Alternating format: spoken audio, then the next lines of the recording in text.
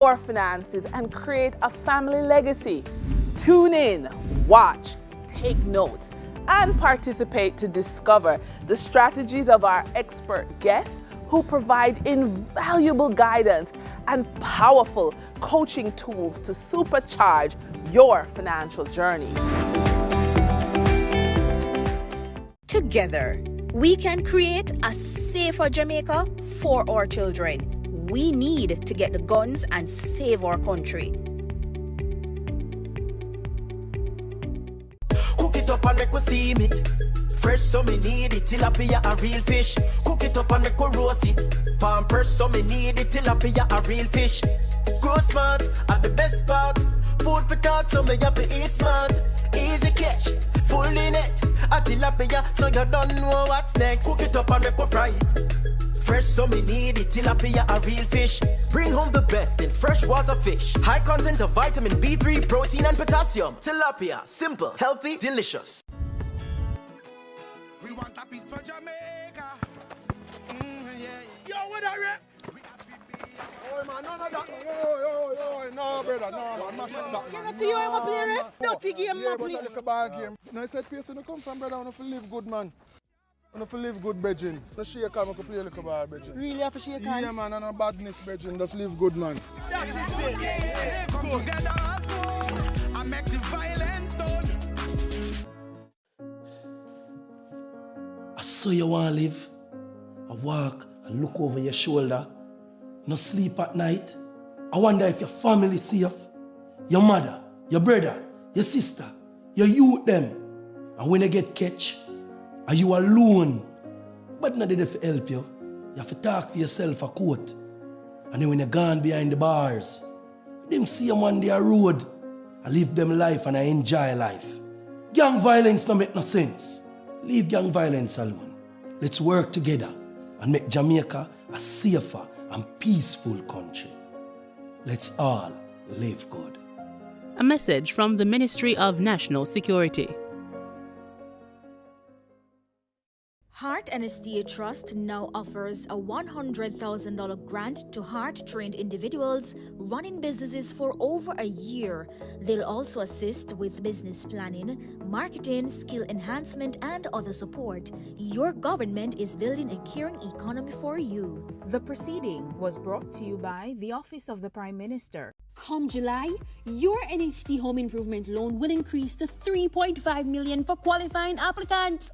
Your government is caring for you. Motorists, as Minister of Justice, I appeal to you, obey the road code, pay your ticket on time, and only go to court if the ticket is being contested. Close to 80% of matters coming to the parish courts are for traffic breaches. Let's work together to make our roads safe and ease the burden on our courts.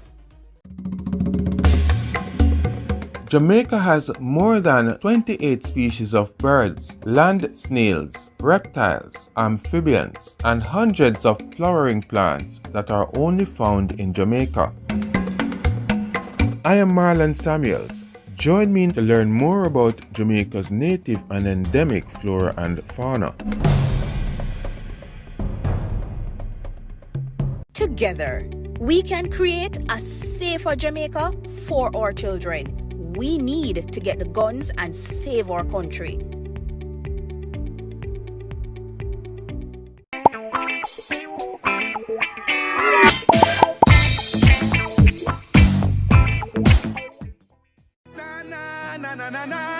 We want a piece for Jamaica. Yeah. We have to be our brother's keeper. Yeah. Jamaica live good, yeah. I make we enjoy life. What we feel safe at night. Jamaica live good. I better you and I. No say we future bright. Jamaica live good. Come together as one. I make the violence the world. Motorists, as Minister of Justice, I appeal to you, obey the road code, pay your ticket on time, and only go to court if the ticket is being contested. Close to 80% of matters coming to the parish courts are for traffic breaches. Let's work together to make our roads safe and ease the burden on our courts. Denise Williams here, inviting you to join us on Financially Focused.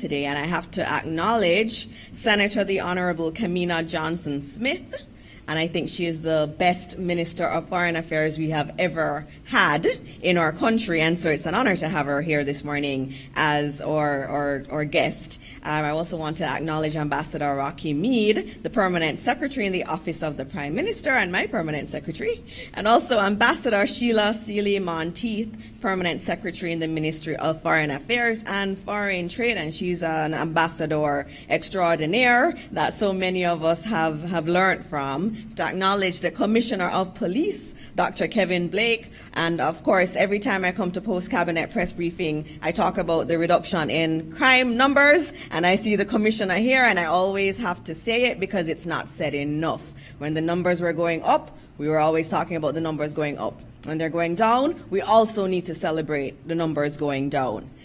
Also have to acknowledge Lieutenant Colonel Godfrey Sterling, the head of the Jamaica Cyber Incident Response Unit, and he is going to be speaking to us about cybersecurity today. It's a very important area. We also have Colonel Desmond Edwards, the Director General of MOCA. I know there's George Ramakan, the head of cyber at the Bank of Jamaica, also here. There are lots of other persons here. I couldn't acknowledge everyone in the room. I'd love to, but I can't. The teams from the Ministry of Foreign Affairs and also the teams from OPM. I know I see the CTD at OPM, Joaquin Murray, and others from the cyber kind of the general stakeholders in cyber. There are many of you here, and I want to welcome you here. And I also want to, as always, welcome members of the media and those Jamaicans who are watching at home and abroad. Now, I always start with a few good items that may have missed the news a little bit. And so I will do so. As always, I will not do all of them. Again, I have to cut it short because we have a lot to discuss this morning. The first one I'll point out is the Hanover Justice Center. And the government of Jamaica has taken a significant step toward improving access to justice with the construction of the Hanover Justice Center, and that's costing us $172 million. And this new Justice Center will serve as a model for the development of a network of similar facilities across the island. The Minister of Justice, the Honorable Delroy Chuck, has been spearheading this initiative.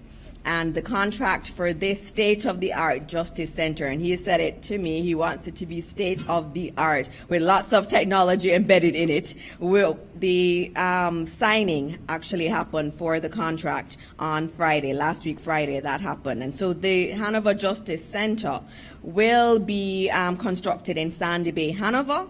And the building will be equipped with office spaces dedicated to the Ministry of Justice's Social Justice Services team, as well as the Child Diversion and Restorative Justice teams. It will also house offices for the custos and also deal with mediation services.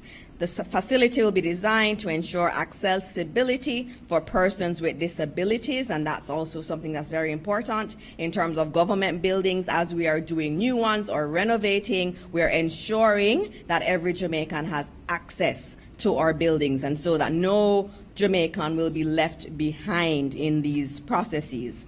So the Hanover Justice Center is the first of its kind, and it's going to be really phenomenal when it opens, and work will be starting very soon on building that.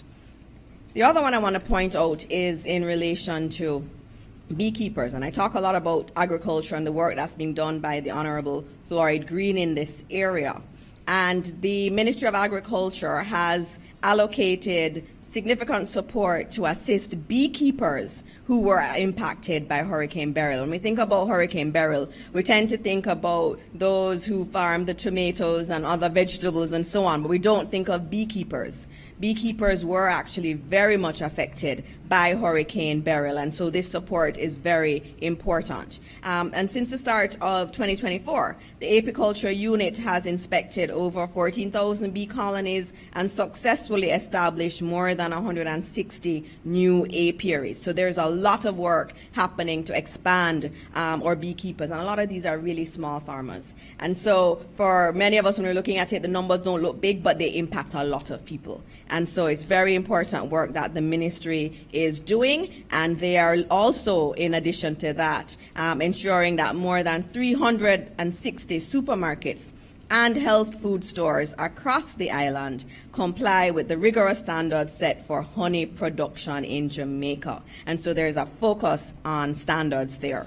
The other one, again, in relation to our emphasis on persons with disability always having access. The Ministry of Education and Youth, they have installed ramps in nearly 400 schools across Jamaica to improve access to education for students with physical challenges, and this is particularly for those who use wheelchairs. And we know how that has been a problem in our schools with our children who need to have access, and you have to be lifting them up on a wheelchair.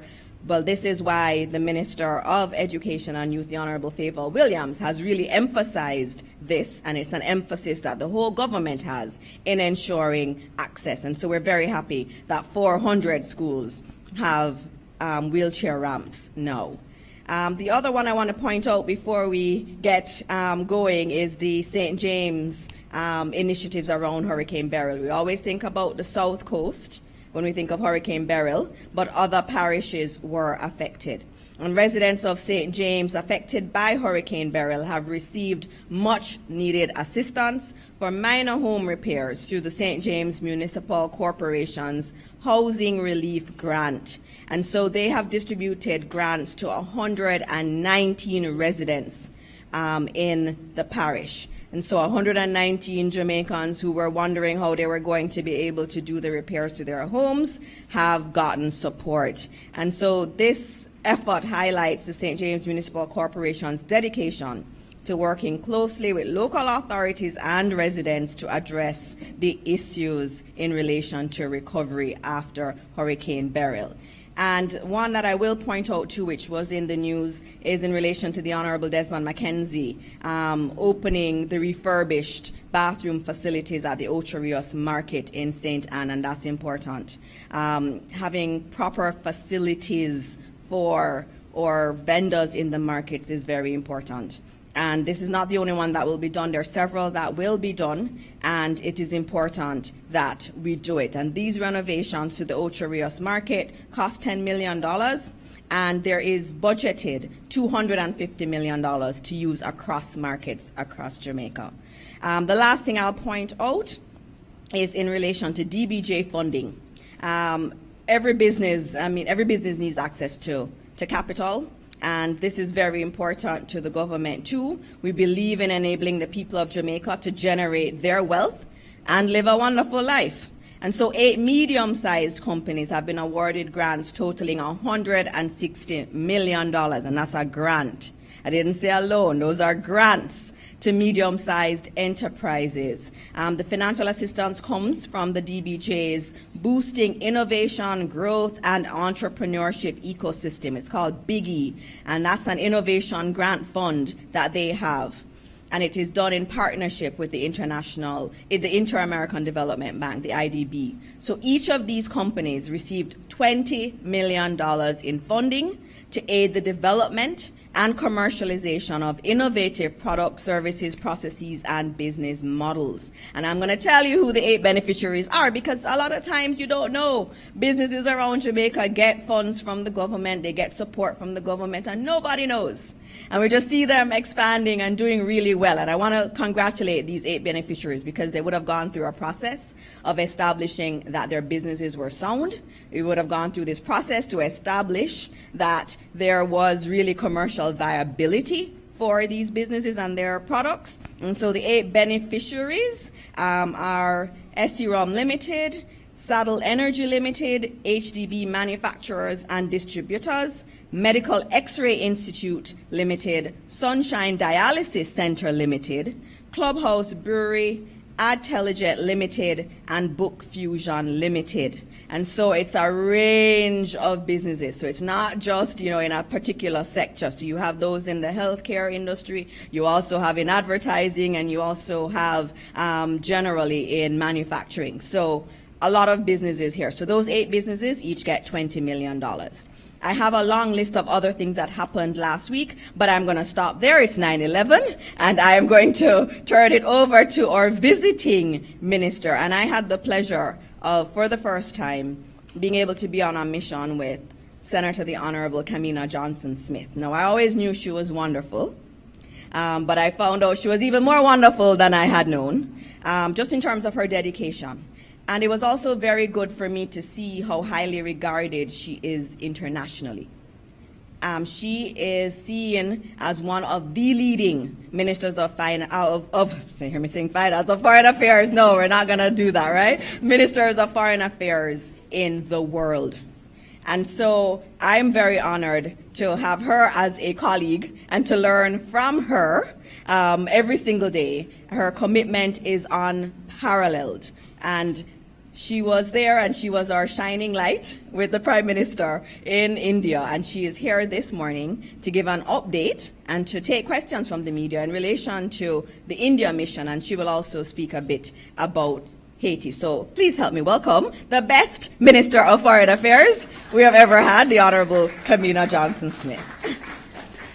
Thank you for your always kind and generous introduction, Senator Morris Dixon. And Minister, of course, played an incredible job on the trip. You know, her knowledge and command of the area and digital, of all areas digital, is phenomenal, and therefore she impressed every day, every setting, every engagement, and made us all extremely proud as well. So we thank you for being a part of making the trip such a success, Senator. Members of the media, senior officials of the government of Jamaica, and in particular my Permanent Secretary Meade, and of course Commissioner, welcoming you all. Also want to say a special good morning to everyone who's joining us online. Members of the media, thank you again for always covering us and for making sure that our information gets to every nook and cranny of Jamaica, which is so important for us to continue to build social cohesion and understanding of the work that we do every day. So as Minister Morris Dixon has indicated, I will speak to both issues, the official visit to India and the visit, an update on Haiti, although I will leave that more to questions. Prime Minister gave a thorough and very effective presentation to Parliament yesterday. I hope that you were watching. But for those who were not, I thank Minister Morris Dixon for inviting me to report in this forum. And she has done so because the Ministry of Foreign Affairs and Foreign Trade is such a critical part in supporting the preparations for and execution of implementation after these trips take place. And I want to make special mention of 2 members of my team, Mrs. Mills and Ms. Bloomfield, who were part of our delegation as well. They are part of our Bilateral Relations Department, and they are critical, or were critical to its success, and will be critical to the work that we do going forward. I want to just specially thank you both ladies this morning for all the work that you have done. The work behind the scenes. I always say Foreign Ministry is always the unseen hand in a lot of work that happens in the government, and within the ministry we have the unseen hands behind the unseen hands, and I'm very pleased to have you both here with PS today. The Indian community, of course, has been integral to our development for since their arrival almost 180 years ago, and since the independence of India, we also, and our independence, we've had friendly diplomatic relations for more than 60 years. But it has taken all of this time for us to get to the place of the historic visit of the first Prime Minister of Jamaica to pay an official visit to India on the invitation of Sri Narendra Modi, His Excellency, the Prime Minister of the Republic of India. I must indicate, and by way of reminder, that I am honored to have been the first Jamaican foreign minister to have paid an official visit, which I did in 2017. So this effort to build towards a strengthened partnership, and one that now has very significant outcomes to reap, has been taking place, and we note, of course, the unprecedented visit of the President of India to Jamaica in 2022 as well. So we have had a stream of activities, and truly want to highlight the point at which our partnership has now reached, reflected in the outcomes of the Prime Minister's visit. It is important for us to not only highlight the work of this ministry, but to express appreciation to His Excellency Mayank Joshi, who is a new High Commissioner of India to Jamaica, and who has played a critical role in ensuring that we coordinated well with Jamaica's High Commissioner to India, Jason Hall, as well as the teams on both sides who worked really assiduously to make this visit come together. There'll also be important focal points helping the ministry team to build on new discussions opened as new areas were discussed while we were there, to finalize agreements which are under discussion because we've signed 4 memoranda, but there are others which are underway, and of course also to implement the agreements which are in place. I know, Minister, you will speak a bit more on the digital outcomes, so I will leave that to you and just remind that the 4 memoranda of understanding which we signed touch on culture, sports, digital transformation, and we are far progressed in fact, on cooperation agreements in areas including health, education, and defense. The bilateral areas, Prime Minister had outlined them yesterday: trade and economic cooperation, defense and security cooperation, and as indicated, education, health and capacity building, and the broad heading of people-to-people relations, which includes quite a bit. In relation to trade and economic cooperation, I want to highlight that the matter of a trade agreement was placed on the table by Prime Minister Modi in bilateral engagements. But anyone who knows anything about trade, people who follow these issues, know how deeply complicated entry into trade agreements are. So that matter is now with us at the Ministry of Foreign Affairs and Foreign Trade for us to start to discuss the opportunities and the technical side of getting such an agreement in place. But we are also making sure that we take the practical or reap the practical harvests from the cooperation agreements that are in place, and that we pursue the practical opportunities that exist on the investment side and the trade side already. Because trade is happening. India is a good market for rum and spices, and that can be expanded. We're looking at that actively. And investment was an important part of our trip. The private sector engagements in particular, which focused and were led through the CII, which is their apex private sector organization that has more than 9,000 private sector interests or business interests across India.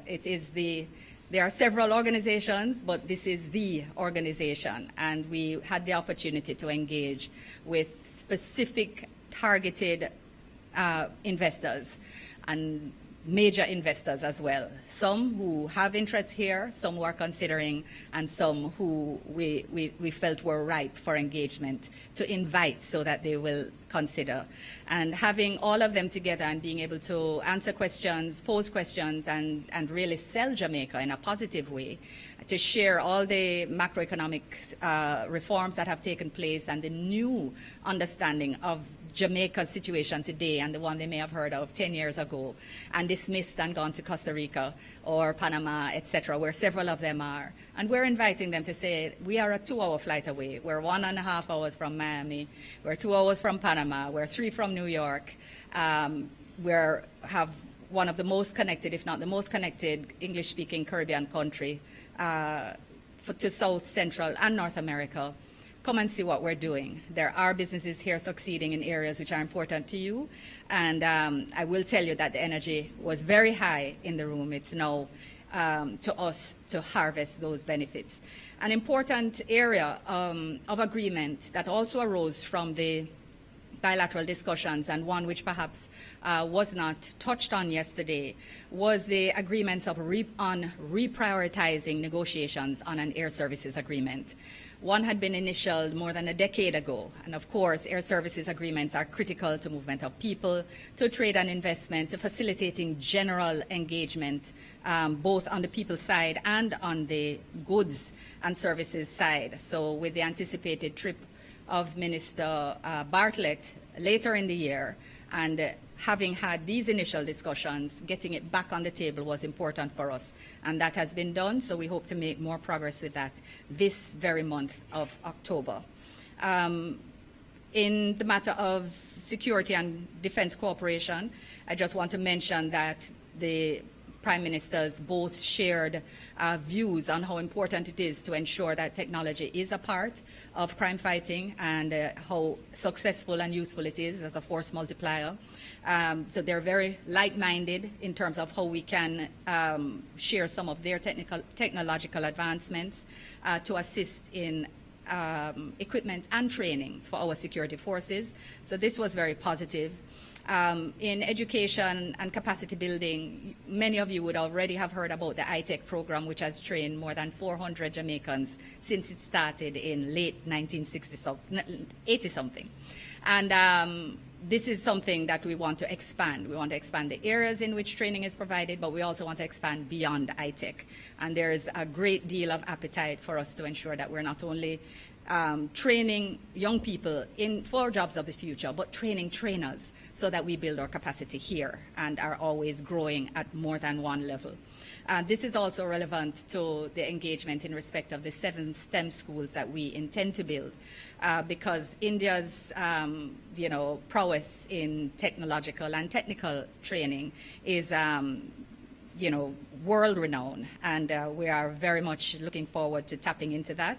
So a memorandum of understanding on vocational training is already being worked on, so we are in a good place in that regard. In discussing space and satellite technology, which people think, well, why is a small island developing country discussing areas like space? But when you think about the massive advances that are being made in the harvesting of information on climate and for the purposes of agriculture, you think, okay, there are relevant points to be made here beyond broader academic understanding, which is also important. So that continues. Affordable medicine, absolutely critical, and just bears reiterating, because you will remember that India was the first country to respond to our need for vaccines. When the world had shut down their supplies and everyone was living in fear, India was the first country to say, we will share with the world. And they have a pharmaceutical industry which is more than enviable, and it is one on which they're willing to share with us their high quality medicine for us to look at how we can reduce the cost of medicines to the average Jamaican here. So we're very excited about that. Prime Minister spoke about our sports cooperation and looking at coach exchanges and athletic exchanges. You know that years ago they assisted us with lighting at Sabina, and we're now working to get the scoreboards in place with their assistance. And this is something, of course, that we feel confident is moving ahead positively. Bollywood, we know, is a great opportunity with Jamaica's amazing stories and Bollywood's incredible ability to tell them. We had great opportunities to discuss the possibilities of entering into a co-production agreement, as well as the other types of arrangements that facilitate investment. Part of that is getting people here so that they can see the amazing country that we have as a film location, and of course so we can look at pairing people together between their film commission and ours, so that we can try to ensure that users of the $1 billion fund that the Jamaican government has put in place are able to find wider opportunities, global opportunities that they may not have the individual capacity to leverage. So again, just to very, very quickly say in respect of Prime Minister's visit, he met with the president, he met with the vice president, and we also met with the minister of Health and Family Welfare, and had broader discussions again about that MOU on health cooperation, which is underway, and looking at issues on how they deal with diabetes, how they deal with NCDs, how they deal with the same demand of individuals for dialysis and kidney failure, how it is we try to leverage best practices there with their large population, and how we can scale and possibly benefit from those. On the legacy components, we spoke about the High Commission. And this is really a very important development for India, not only its existence as a focal point for economic and trade discussions and for cultural exchanges, but representing the interest of the government in being present in their country. It's very important. These diplomatic elements, sometimes their weight is undervalued, but the step was important, and the Prime Minister's opening of it officially was also very important on both sides. And this brings us to Jamaica Marg. Jamaica Road. We now have a road in New Delhi named after Jamaica. I don't know how many countries are going to be able to claim that, but when it is said that the Jamaican High Commission is on Jamaica Marg, it's not the only one. There are other embassies that are on that same road.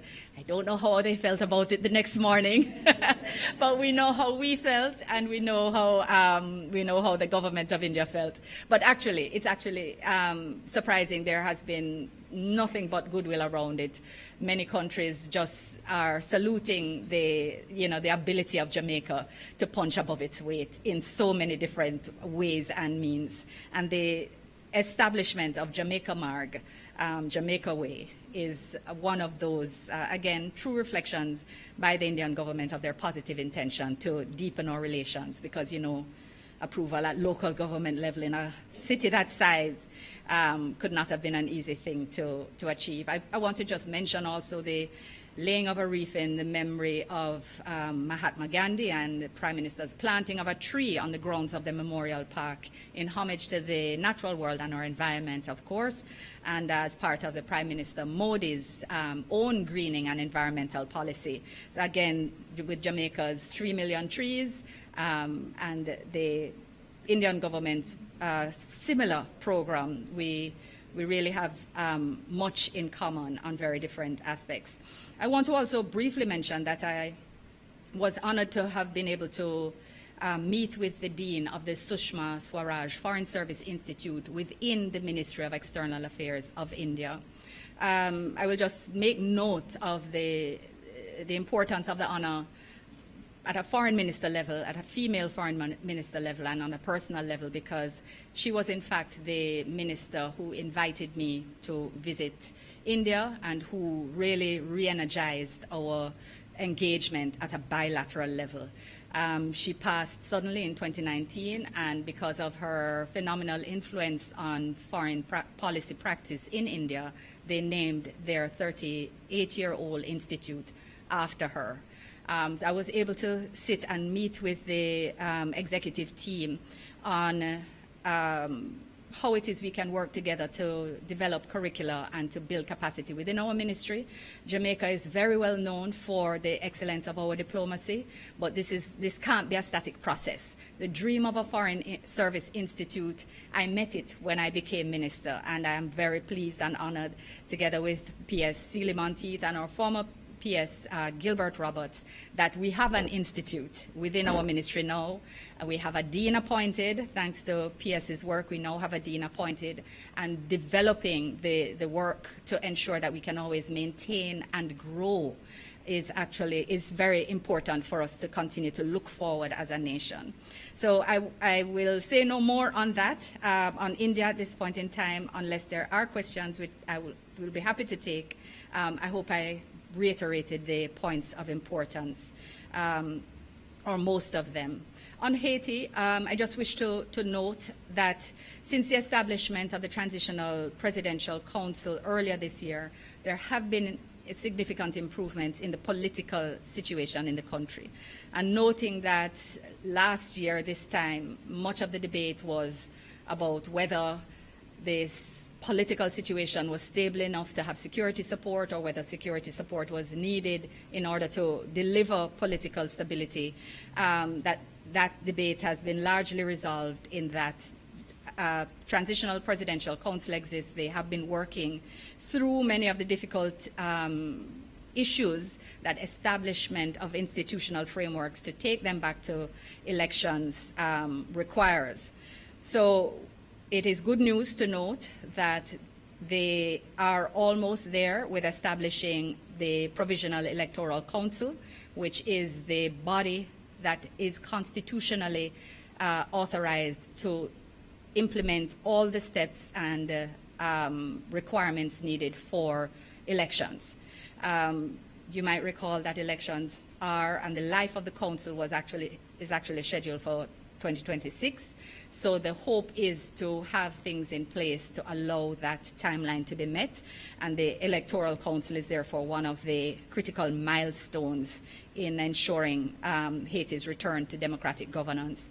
We take note that they have been experiencing some challenges, and we encourage their continued engagement with the Eminent Persons Group that continues to give guidance on working through some of the difficult issues. You'd recall that these stakeholders that are represented on the council are bodies that have traditionally been competitive with each other. They have never worked together. So it means that they will continue to have challenges, and being able to have experienced statespersons from a Caribbean background to work with them and international partners has been very important to part of the process. And CARICOM and indeed Jamaica's support takes place to quite an extent through this. We do really hope that they will be able to continue to work in a way that will facilitate consensus and credibility, because the credibility of the body and its work is critical to the fundamental process. Security, however, of course, remains the greatest area of concern, together with its very interlinked humanitarian concerns. And in light of this context, in the UN High-Level Week, Jamaica advocated throughout the week in different fora for continued and additional support of the international community for the work of the Multinational Security Support Mission, the MSS mission. On the 2nd of October, the UN Security Council voted in favor of extending the mandate of the mission for 1 year. We're very pleased with that result. It is critical to ensure that we're able to advocate for more funding, and more funding will, of course, help to support other countries coming forward with personnel to build out the numbers that are needed on the ground. You would be aware, of course, that Jamaica deployed our initial command contingent on the 12th of September. And I can, of course, reiterate that we will honor our further commitment, although the matter of timing of our phased deployment and that of the CARICOM Joint Task Force has been under review due to other circumstances. The provision of personnel and financial resources to the UN Trust Fund is critical, and therefore we continue to advocate for same. And we know now that the MSS is now under UN Security Council Resolution 2751 for persons who are interested in following those things. It was 2699 before, it's now 2751. And again, we use this platform for even members of the diplomatic corps who may be following this online, for them to advocate to their capitals to provide support to the UN Country Trust Fund, both on the MSS mission side as well as the humanitarian basket fund, which remains underfunded. Both are required to really have this mission be successful, and for Haiti's longer term, medium and long term developmental plans to be able to take root. I just wish to assure that I am on all matters in touch with my counterpart, Dominique Dupuy, who is the Haitian Foreign Minister under the cabinet established in this new regime. And Prime Minister Holness also met with Prime Minister Kony on the margins of the UN High-Level Week General Assembly as well. So our engagement continues through CARICOM and bilaterally as well. So I thank you for your patience and attention on this somewhat lengthy presentation. Thank you very much. Thank you very much, Minister. And you see why I said that she is such a phenomenal minister. I had someone, a diplomat from a Latin American country, say to me, "Did you see your minister's speech at the UN? It was absolutely phenomenal," and I haven't. But I need to see it, because if they're globally speaking about how wonderful that was, I do need to see it. And I would encourage everyone to find it online to see that speech. But the Ministry of Foreign Affairs really worked very hard on the India mission, and you got an update on Haiti, Minister. I think I will stop and take questions. I know there were 2 other MOUs that Minister had mentioned in relation to digital transformation, and one of them had to do with just a general cooperation on digital public infrastructure, which India is like first in the world in, and even other countries, including the developed ones that we always look at. They are looking at what India has been able to do in that respect. And so we have a cooperation agreement where we can learn a lot more from them, and they will lend us support in relation to us building out our own digital public infrastructure. We also have a MOU in relation to the universal payments infrastructure. And that is a very big deal. Many countries, even European countries, are adopting that payment system now because of how wonderful it is in terms of it being agnostic of payment type. It can take many different payment types. And so I know next week I'm supposed to also speak on AI, and the head of the AI task force will be here, and I guess I'm telling you because I know you're going to ask me later about that update. They're going to be here next week, and one of the areas of cooperation too is in relation to having an AI lab in Jamaica.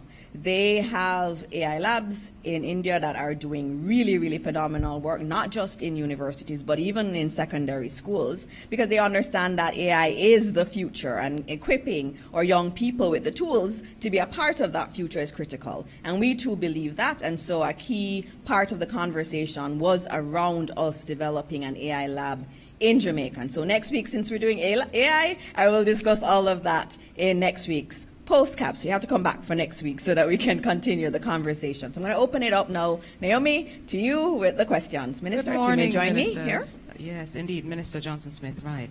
Good morning, everyone. Ministers, permanent secretaries, and other dignitaries. I see the Commissioner here as well as Head of MOCA. Good morning, everybody.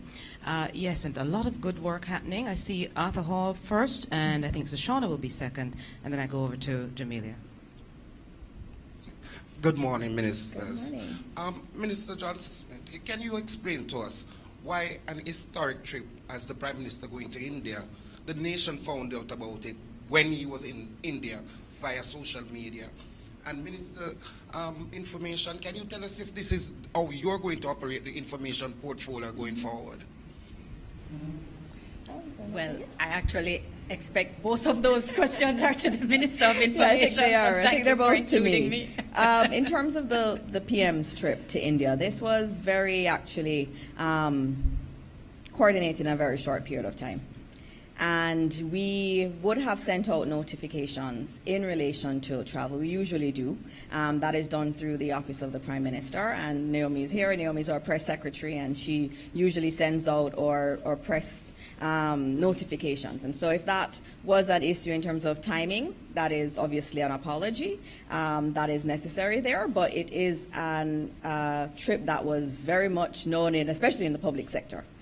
We were working for several weeks across all of the ministries to look at where MOUs would have been necessary, working with our Attorney General's department to ensure that the MOUs were reviewed. And so it is, as you said, it is important that prior to any engagement like this, that it is we make notifications, and that is very clearly noted. Also, I should note that GIS was with the Prime Minister. The GIS would have gone and would have taken all of the footage and submitted it back to Jamaica for the use of any media that would have needed it. Thank you, Minister. And it is regrettable. In fact, recall, Minister, PM was also at the UN just a few days prior, so it was a very, very hectic period and schedule as well. So, Shauna, you wanted to yield to Jamelia? All right, let me get around to Jamelia as we just have another question, and then we will go to CERT. All right.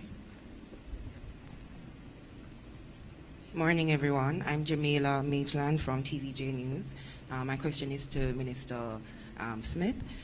I think it was a couple of months ago at post-cabinet press briefing, I had asked if there were any Jamaicans in Haitian custody. Given that we have soldiers on the ground now, if the commissioner could also chime in to find out if we have any Jamaicans in Haitian custody, and whether or not, if the Jamaicans are there, would it trigger a system to alert us here locally? Right. Thank you very much for that, Jamila, for raising that issue again. Thus far, we have had no confirmed reports of any Jamaicans in prison at this time. We can continue to follow up. I know I had shared with you previously that some of the, I would say, institutional weaknesses and some of the maybe deficiencies, institutional challenges which are being experienced on the other side perhaps could have led to informational deficiencies. So we have not stopped inquiring, but we can inquire again. I can ask for another follow-up to see whether there has been any change. We know that there has been informal movement between people. Remember, we had that prison break that took place, and we know that they have ended up in various places, and that they may have stories about persons who they may have left behind, and those persons may have also left. And it's very difficult in such circumstances to give concrete answers, because the circumstances are not, they are not certain. They're not, information is not always the most concrete. So we continue to make inquiries. So thank you for raising it again. Just a quick follow-up then, Jamila. To the Commissioner, if you could just confirm, there was a report in April of this year of two Jamaicans who were arrested in Haiti. One of them was wanted by the St. James Police. I think his alias was Brookhand. If you could just confirm that where the status of that person now, and whether or not extradition was in play to get that person here. What is the process? Thanks. Commissioner? The Commissioner has said he's not aware of that case, but he will check, and we'll get you a response if he does find the information. We'll inquire as well on our side. Right. If you can share the full name in addition to the alias, that would be helpful. Thank you. All right, no further questions no other at this questions? time. Well, thank you, Minister. And for all of you who are here for the cyber element, it's good to have you here and to have you sit and see what happens at a post-cabinet press briefing. We do these every Wednesday after a cabinet meeting, so that the media can ask us anything. Any question they have, we're here to answer it. And so this morning I do want to invite Lieutenant Colonel Godfrey Sterling, the head of our Jamaica Cyber Incident Response Unit, to speak about cybersecurity generally, and also Cybersecurity Awareness Month. Now, this is an absolutely important area for the government of Jamaica, and we are putting more resources behind it. There are several players in the area. You saw MOCA here, you had other teams from BOJ and elsewhere, and also JCF has pretty good people in this area too. So we have a lot of individuals who have been highly trained in the area. We're getting more resources because we understand that cyber threats are really, really important threats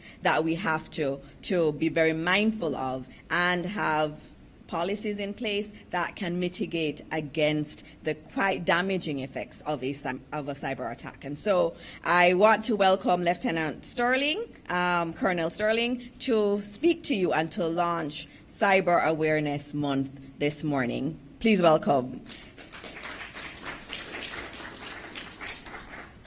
Thank you, Minister.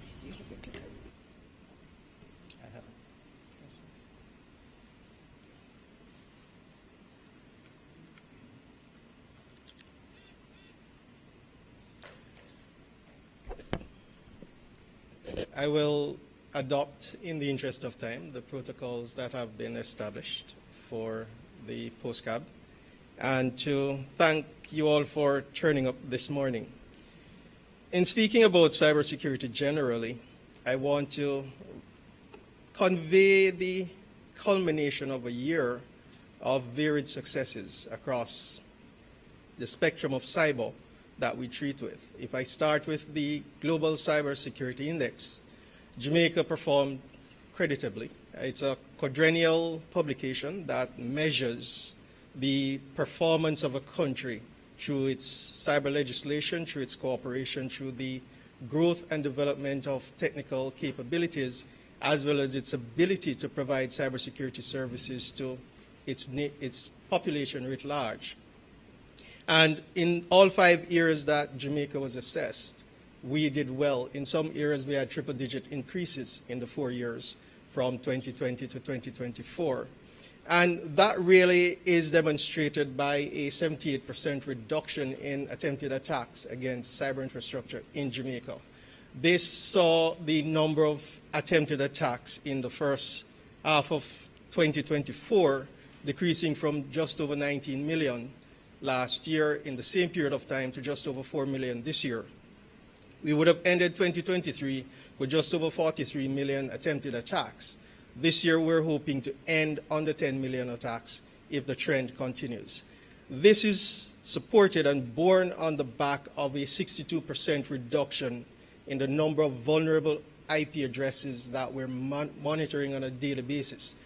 And on a daily basis, we monitor all IPv4 IP addresses for the .jm space, which is just over 7 million IP addresses.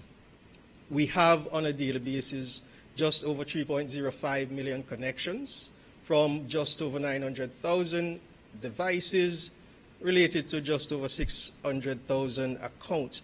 Now, when we look at that, it says that each person has at least one device, some people more than one devices, and many of these devices are mobile devices. And so we have been able, based on those metrics, to craft our messaging throughout the year to target the more vulnerable in our societies, the elderly, the young, and to this end, we have created a social media brochure guideline for K-12 and for teenagers, which, while we've done it on our own, we're hoping to have a collaboration with the Ministry of Education to introduce it into the curriculum, because it really provides that sort of engaging but simple language in how to behave responsibly in cyberspace. That, when we look at it, really comes down to how we've been able to engage the other stakeholders in cyber in Jamaica and to bring a more holistic and persistent picture of our national cybersecurity threat landscape. What that allows us to do is not to depend on being lumped into Latin America or North America and the Caribbean, but to create metrics for Jamaica that allows for the scarce benefits that we have to be more clinically apportioned to the challenges we face. October is recognized globally as Cybersecurity Awareness Month. And while we do maintain a posture of public education and awareness year-long, October allows us to focus and amplify that messaging to all our stakeholders. This year, the global theme has not changed for the last 3 years because the basic challenges that cyber face globally have not really changed. And at the heart of that is really a very low level of cyber hygiene and a high level of cyber delinquency. So in keeping with the global theme, our national theme this year is building resilience, securing our nation. And we really need to build resilience because we have to create what we would call in military jargon defense in depth.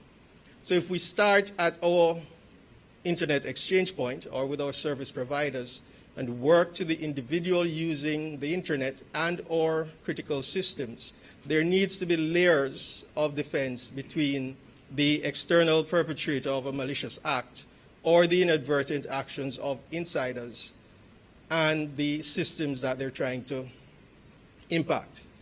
If we do that on an individual basis and bring that into the culture of any entity within which we work, including in our homes and our social groups, then what we will find is that it becomes a culture.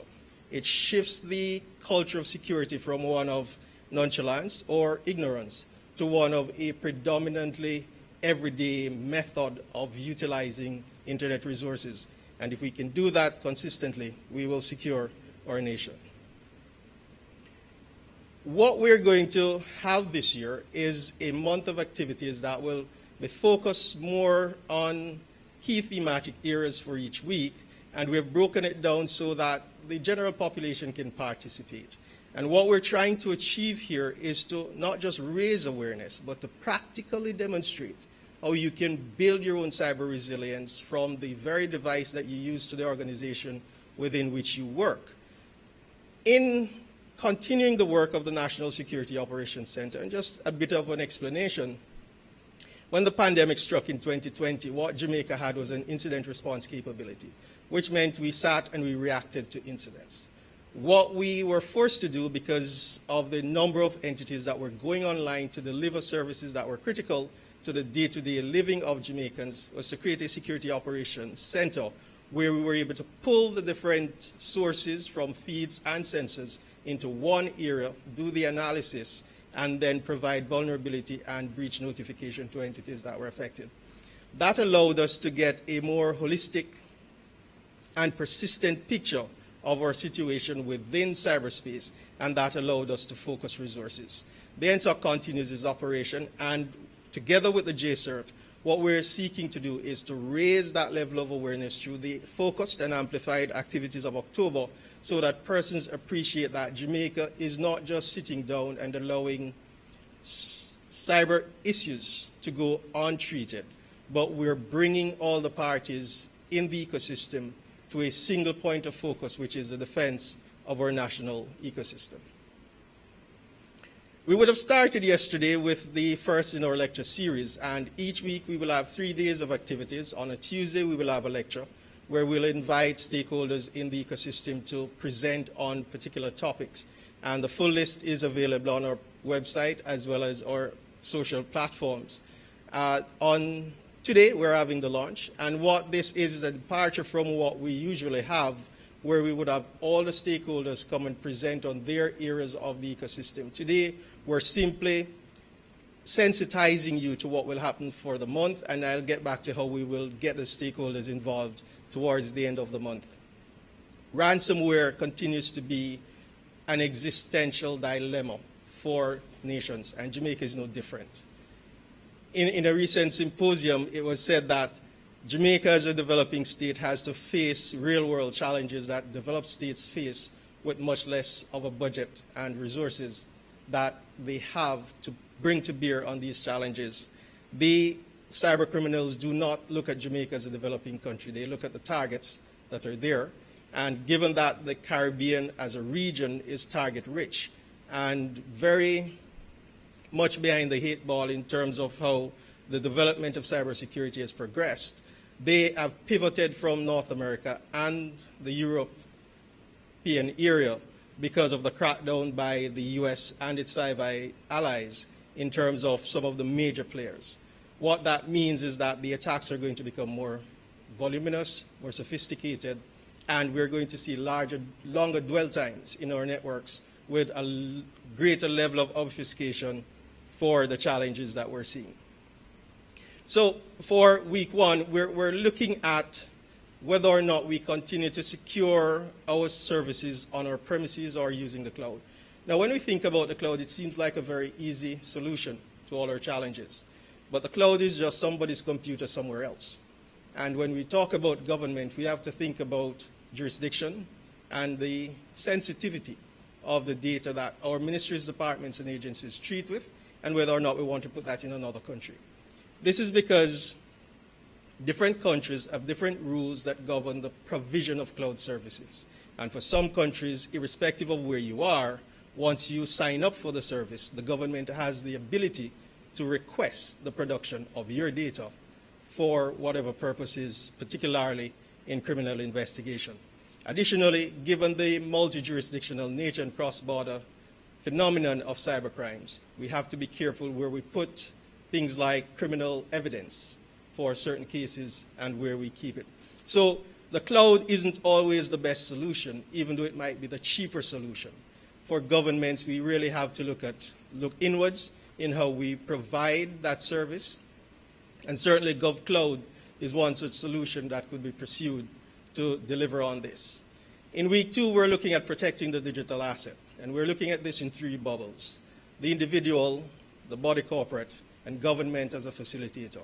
And what this seeks to do is to allow for persons to appreciate that government will create that enabling environment. The body corporate needs to act within the requirements of the Data Protection Act and cybersecurity best practices to secure your data, but as individuals, you have a responsibility for your own personal cybersecurity. In week 3, we're thinking about the younger generation. We have our career symposium in this week, but we're looking at minimizing that digital footprint. Do we need to share everything that we share? Do we need to have so many accounts all across the social media landscape? And for companies, do you really need to collect all the data you are collecting in order to achieve your business goals? And so we're looking at it from a holistic standpoint.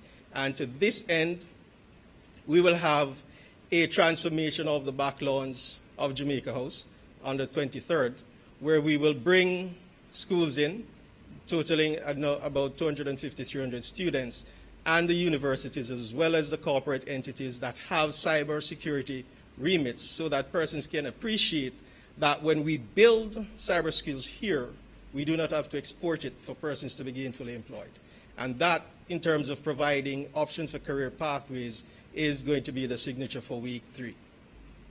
For week 4, we're looking to culminate the activities of the month, and here we're seeking to bring into the national exercise the notion of a national catastrophe, where it starts with a very simple, probably innocuous compromise, but grows as the lateral traversal of networks take place to the compromise of critical systems and the complete shutdown of the government. It is not science fiction. Costa Rica, more than a year ago, Bermuda less than a year ago, would have suffered a similar fate within this region. And what it will do is simulate the total cutoff of government services that are digitally delivered and how we respond to that, utilizing all the agencies and the layers that we have, including our managed security service providers, which are the companies that offer cybersecurity services in Jamaica. On the 31st, we're going to have essentially an open day. We'll have an opening ceremony with stakeholders invited, and they will make remarks.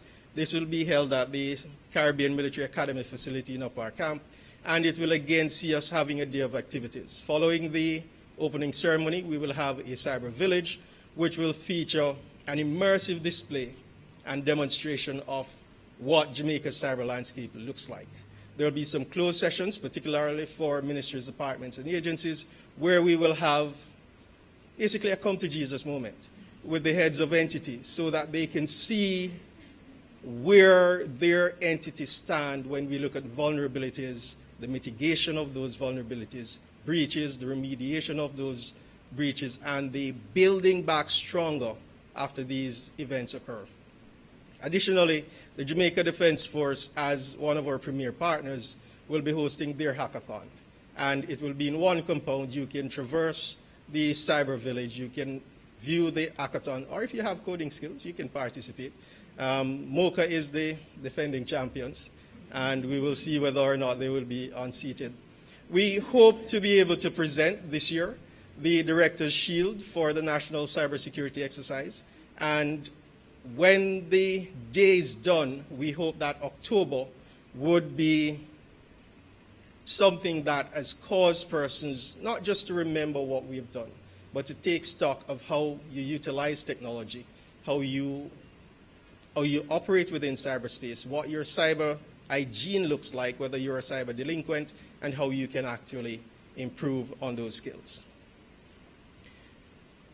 We hope for the symposium not just to have the universities, because in partner with how we're thinking about technology, we're bringing it to the lower educational levels, the primary schools, the high schools.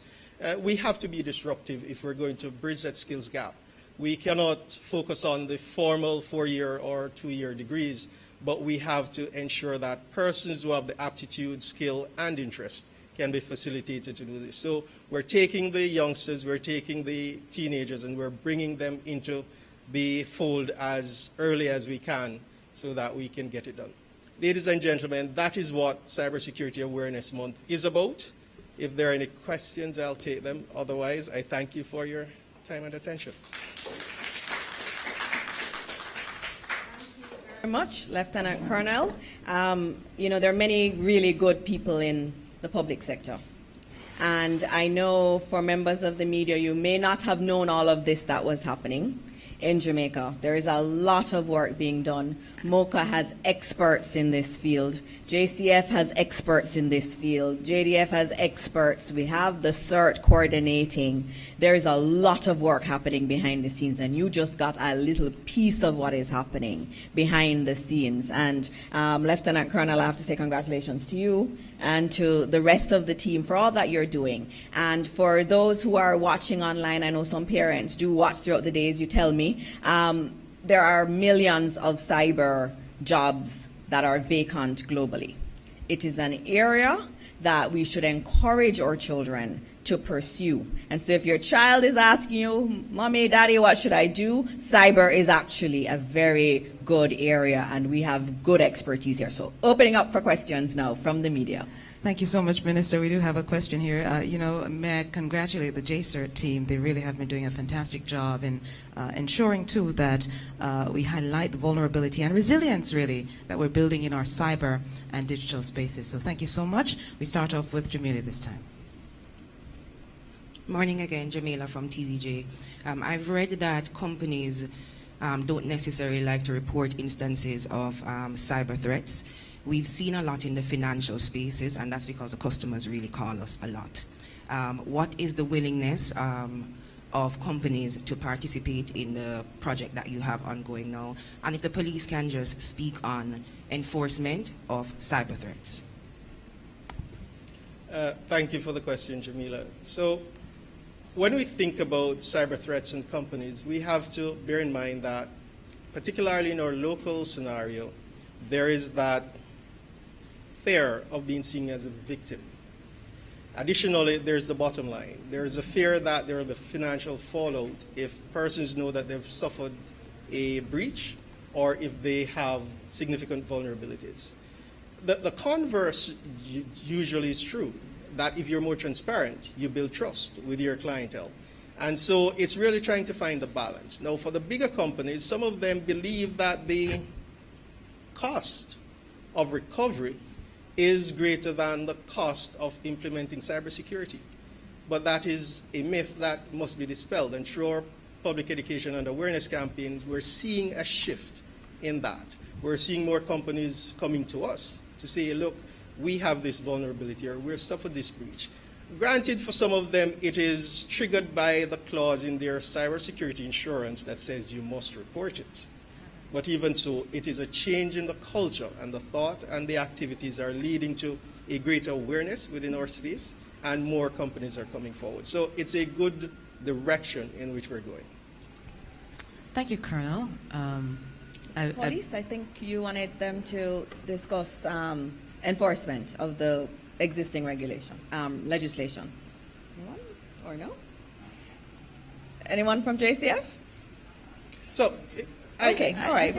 Colonel did a pretty good. Yeah. All right, we'll have them speak to you If I after. just say 2 words on the enforcement. The first part of enforcement is that there needs to be a crime. If you don't report the crime, it can't be investigated, and there can be no prosecution.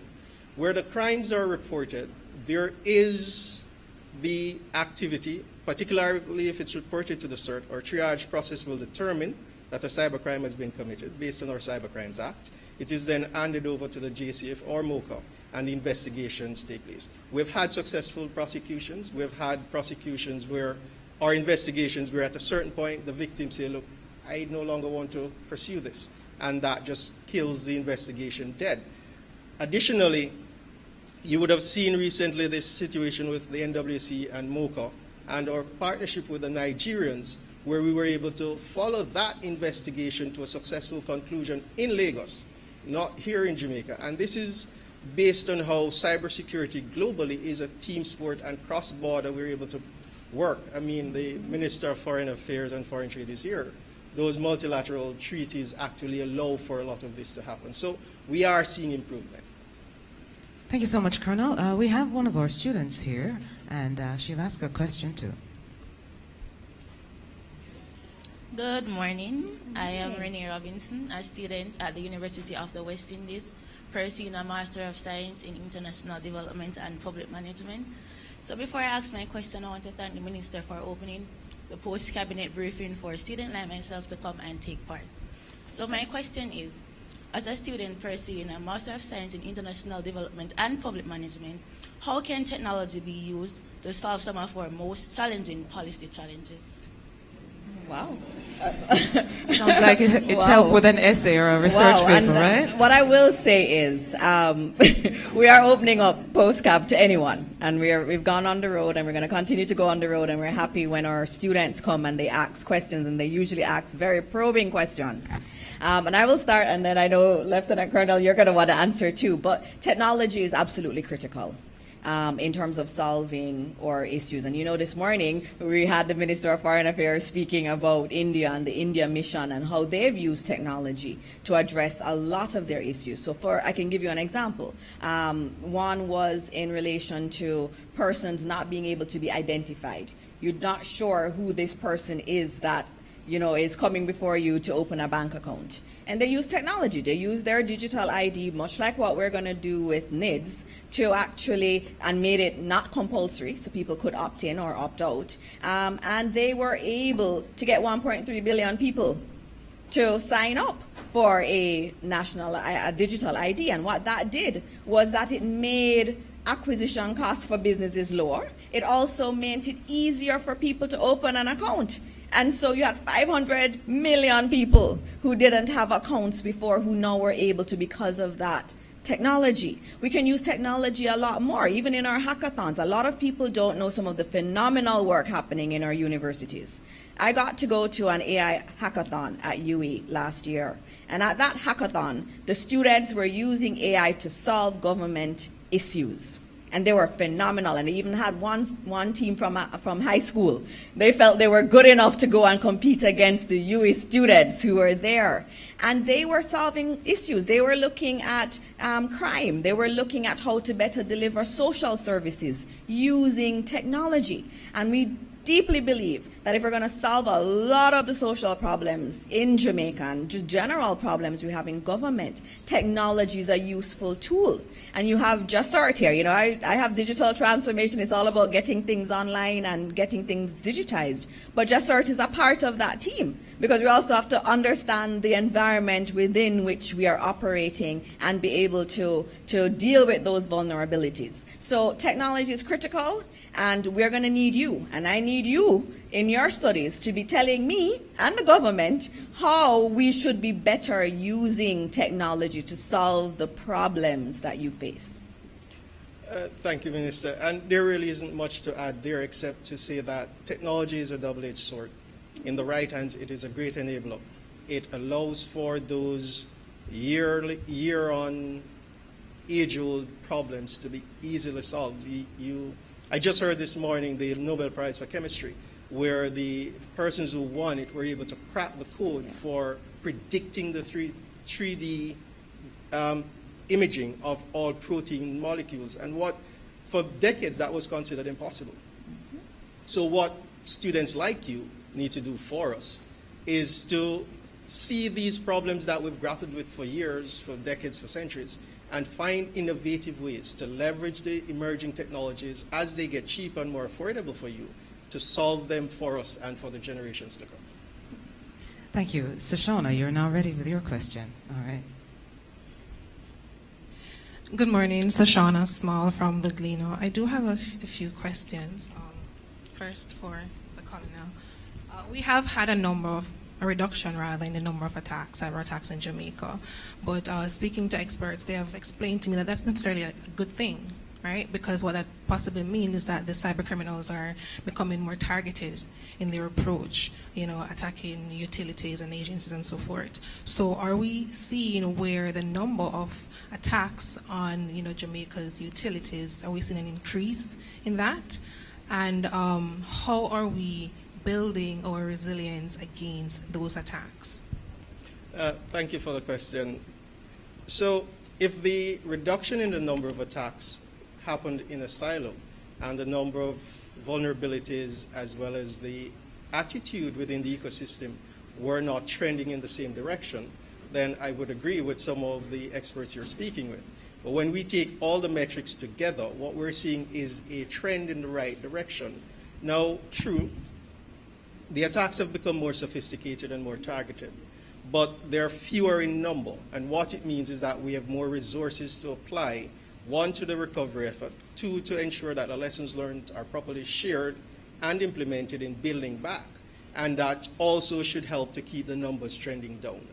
What you find, particularly in Jamaica, is that even though we may be a soft target, there is enough expertise being used, even though some persons do it quietly, in order to protect their digital assets.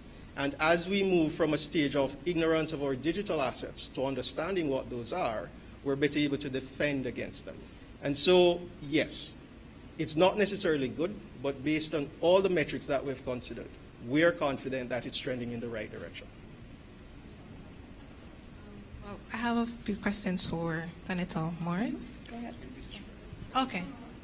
Well, did you explain how we are building resilience in Jamaica's public sector? I didn't get that. So, within the public sector, we're building resilience by targeting those persons who are currently operating within the ICT infrastructure in terms of doing security tasks. We're ensuring that they are properly trained, that they can deliver the skill sets at the point in the organization that it's required, and that the desired outcomes are what we want. We're putting in place frameworks, standards, and policies that will ensure that the security of government ICT is standard across the board. What that will mean is that we're able to manage the levels of vulnerability, and we're able to respond to breaches in a more holistic way. As far as the equipment themselves, the eGov Jamaica works primarily with the procurement, installation, and management of those, and their policies and framework ensure that there is greater emphasis placed on fit-for-purpose procurement, as well as the use of these equipment. At the cybersecurity level, we have different agencies. The CERT has cybersecurity, there's cyber defense, led primarily by the military, and law enforcement by MOCA and the JCF that are here. But more so, we have a burgeoning managed security service provision section where companies like Fortinet and local companies like T-Tech have been able to get into the space and to effect cybersecurity as a service at reasonable prices, one could say, to some companies who are less likely to approach the JCERT or law enforcement for their cybersecurity. So when you look at Jamaica as a whole, the public education and awareness is paying off in that companies are recognizing that it is cheaper to implement cybersecurity measures than to recover from a breach. And what that means is that if the companies are secure and the ministries, departments, and agencies get more secure with time, the resilience is built in such that when the eventuality happens, we will recover faster, we'll recover stronger, and the impact will be minimized. All right, thank you. Let's take two more. I know that we are well into 10 o'clock, so we have another student. And then I think, Arthur, you wanted to ask a question? All right, wonderful.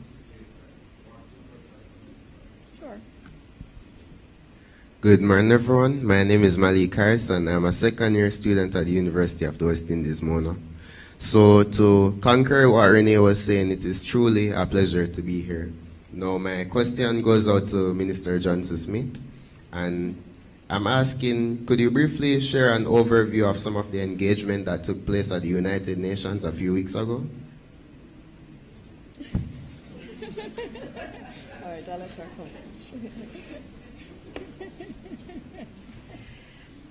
I'm actually working on a statement for Senate for Friday because it's very extensive.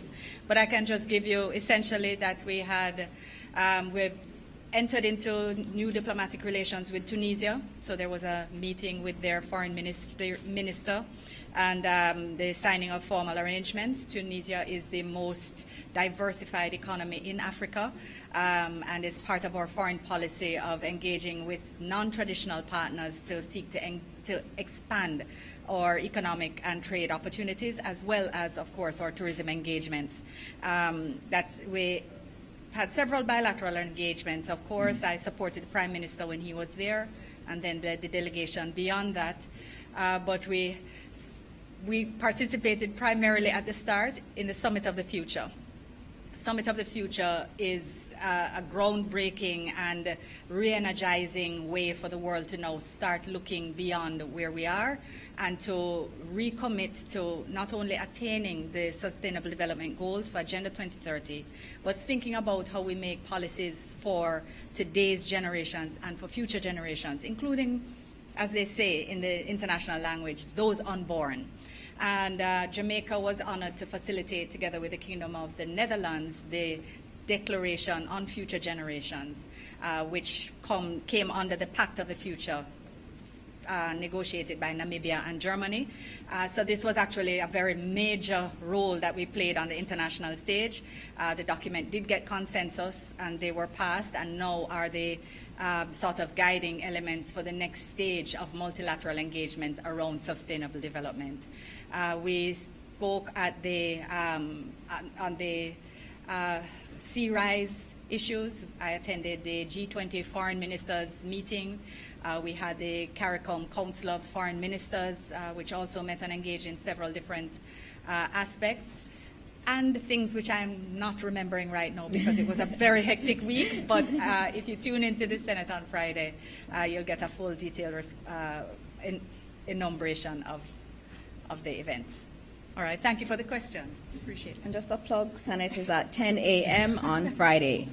And 2 minutes, maybe we can do a 5 good things from ministry. Yes, it's having a small hyperventilation moment because I did not mention that I also presented the national policy statement of Jamaica. Absolutely. That deserves a round of applause. Yes. But that in itself is a work. So I look forward to engaging with you on that as well. Thank you. Thank you. Thank you so much, Minister. Really appreciate it. All right, so I know time is well spent.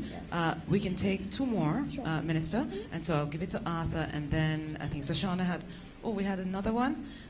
Let's see how we can work it out, but really 2 more, because I do know that there are so many people who need to get back to regular work as well. Yes. Minister, in recent times there have been attacks from the political circles on members of the media and media houses. Are you concerned that this will affect our ranking in the press freedom ranking? And you've been deadly silent despite people calling media houses politically aligned and naming journalists as being linked to parties. Why no comment from you, Minister? No, well, you haven't asked me. So here I am now. You asked me. The reality is that this administration is very much committed to press freedom. And I think everything we have done has demonstrated that. And I think even just our commitment to even these Wednesday morning meetings is very much indicative of that. We come here every Wednesday, invite the media, we bring ministers out, we take every question, whether they're hard or easy, we take them. We don't run away from the media, and we believe that the media is absolutely important to democracy. Very, very important. And so we support the media. And when we talked, I know you spoke about attacks on the media. That is never, ever acceptable at all. Never acceptable to attack the media. The media is very important, and they play a very important role in our society. And I have to say that over and over again. And I've said that here at Post Cabinet many times. In terms of what we see on social media, that's an issue. And our Prime Minister has been on the record saying that we have to look at social media and look at what is said and what is posted. And we've seen it exacerbated with AI. And Lieutenant Colonel noted that, technology is a double-edged sword. It's beautiful when used for good, but it can also be used for very negative things. And I think that conversation that our Prime Minister tried to start about the social media and what we say on social media and having accountability about what was said is something that we really do have to look at. And so it is in relation to the media, but it's in relation to many other areas. We have our children being bullied on social media, and it is something that we have to address. We have many other instances on social media where things are said of people that are untrue, and we have to really, as a country, decide what kind of country do we want? What country do we want? And so I again reiterate the importance of the media, the importance that we do not attack the media as they do their very legitimate work. And there are many people in the media. They're wonderful people. I see them here coming through Postcab. I get them WhatsApping me and calling me all the time. They're doing their job. Even if it's a hard question, they're doing their job. And so this administration is very, very, very sure that we support the media, and we will continue to support the media, because we believe that a country that's truly committed to democracy is one that supports the media and does not put up with anything that undermines the role of the media. Thank you, Minister. Well said, and that is the policy position of the government. All right, Sashana, your time. Good morning again, Minister. The Prime Minister, in his personal filing in court against the Integrity Commission, has argued that provisions of the IC Act should be struck down for allegedly lacking independence, fairness, and impartiality. What is the government's position on these provisions of the IC Act?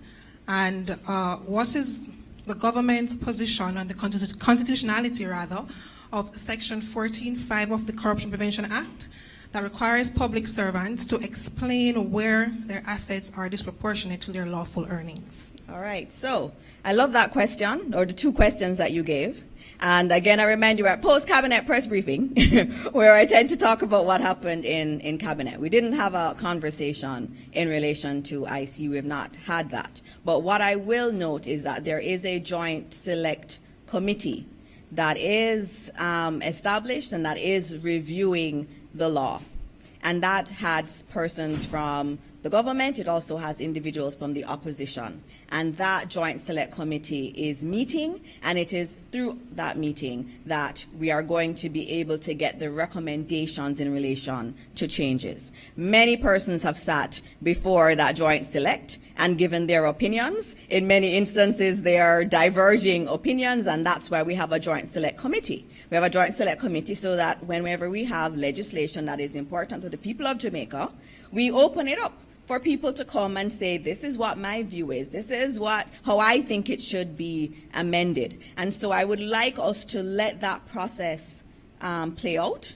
And in terms of the government, we believe that that is the right process through which we should review that legislation, and we will get some recommendations coming from it. And when those recommendations come, we can speak through what has been recommended by that joint select committee. But right now, there is no articulated position of the government outside of, we have a joint select committee that is reviewing the legislation, and we are hearing the views of the public in relation to it.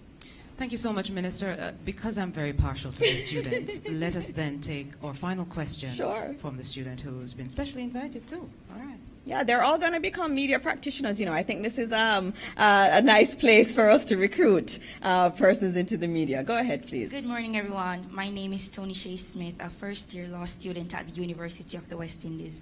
My question is actually directed to Mr. Sterling. Being that we have such an engaged percentage of young women on social media, what are the best cybersecurity practices to ensure that they protect themselves? Thank you for the question. So, technology is really gender neutral. And when we think about our young men and women, and in the case of your question, our young women, the place to start is, what image do you want to leave out there? Whatever you put on the internet stays there forever. It doesn't get deleted, it doesn't disappear. And so as a 13-year-old, what you put online will dog your progress as a 20-year-old seeking a job. It therefore means you have to decide what comes into your space. You can curate your feed. You can ensure that what pops up on your timeline is what you want to see. Secondly, you have to be you. as an individual. Not because your peers or the people you don't like or the people you revere behave a particular way means it's good for you. And so you've got to decide, what image of me am I going to put online? Do I really need to put anything out there? Do I really need to be spending so much screen time with TikTok, Discord, or a role-playing game, as opposed to using technology to better myself or to discover something? And so for the young ladies, if you don't have to share it, don't share it. Understand, if you put it out there, it will not disappear. And thirdly, what image do you want to be remembered by from your social media or your online presence? Once you take those things into consideration and you ensure that your device is protected, your data is protected, you protect that PII, HI, and FI. The personally identifiable information, your health identifiable information, your financial identifiable information, you protect those, then it allows you to traverse cyberspace as you, in a way that benefits you and allow you to leverage technology for good, as opposed to becoming a victim of a lot of the things you see online. Very good. Thank you for that advice, and I think that goes for adults too. It's not just for young women. All right, well, So thank that's it. you. Yes, Minister. you Is can there go any? ahead. We can That's close. it? That's it. Oh, wonderful. All right, so at 10:26 a.m., we are going to close this week's post-cabinet press briefing. I know it's been a very good one, and I have to thank Minister Kamina Johnson-Smith, the best Minister of Foreign Affairs and Foreign Trade we've ever had, for being our guest today. And I especially want to thank Colonel Jussart, and that presentation was just phenomenal. You've given us a lot of information. It's good for the media to hear, because sometimes when we do these launches, we don't necessarily get the media there, but it's good for you to be here. The last thing I will say is in relation to the government, and a reminder, a moratorium that we have. Micro, small, and medium enterprises and registered charitable organizations are being encouraged to take advantage of the waivers available through the NHT Employer Arrears Amnesty Program, which is open to qualified entities until March 2025. And if you are an MSME with up to 50 employees and an annual income of no more than 425 million, that's a lot of little businesses, as well as charitable organizations registered with the Ministry of Finance and the Public Service, you are eligible for this concession. And if you submit all of your annual and monthly returns, remit your outstanding employee contributions, and pay 80% of the outstanding employer contributions, you can benefit from the cancellation of interest and penalties related to these arrears. So I encourage small businesses who are in arrears to take advantage of these concessions that the government has provided for you. And on that note, I thank you again for being here for another post-cabinet press briefing, and we will see you next week at 9 a.m. to do this all over again. Thank you, and God bless you.